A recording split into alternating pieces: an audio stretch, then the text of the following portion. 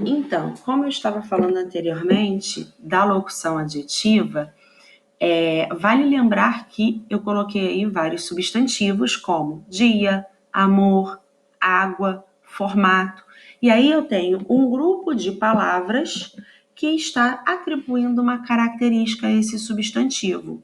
Por vezes, este grupo de palavras, ele pode se transformar em uma só. São os casos que eu coloquei aqui. Dia de festa, festivo, dia festivo. Amor de mãe, materno.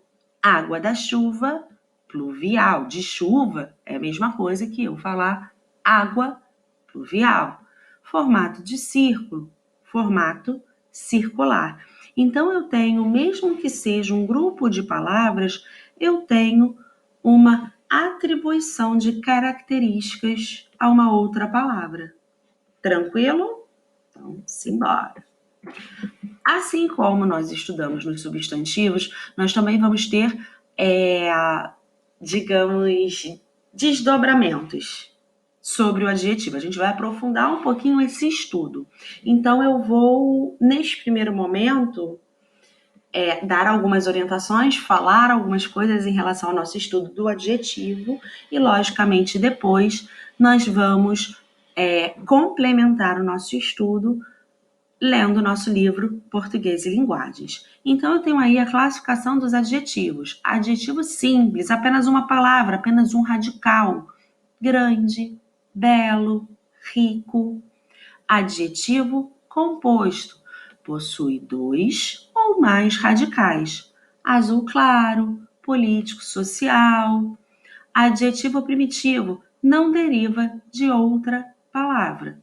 Bom, leal, fácil. Queridos, vale lembrar que estes exemplos que eu coloquei estão aí meio soltos. Sempre vai estar dentro de contexto, o que vai facilitar ainda mais a identificação.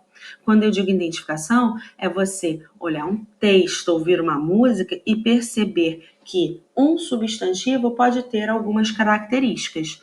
No caso do primitivo, eu posso falar homem bom. O bom é primitivo. Agora, se eu falasse homem bondoso, mulher bondosa, bondosa, bondoso, vem da palavra bom. Bom é primitivo. Bondoso, bondosa são derivados, tá? E aí, por último, eu tenho o adjetivo derivado, que deriva de outra palavra. Árvore frutífera, estrada asfaltada. Ó, a professora andando na tela. Uhul! No caso, frutífera é uma palavra que vem de fruta, tá aí caracterizando um substantivo. Muito cuidado, a palavra fruta em si é um substantivo, mas aqui eu tenho um derivado, frutífera, que está atribuindo uma característica à palavra árvore.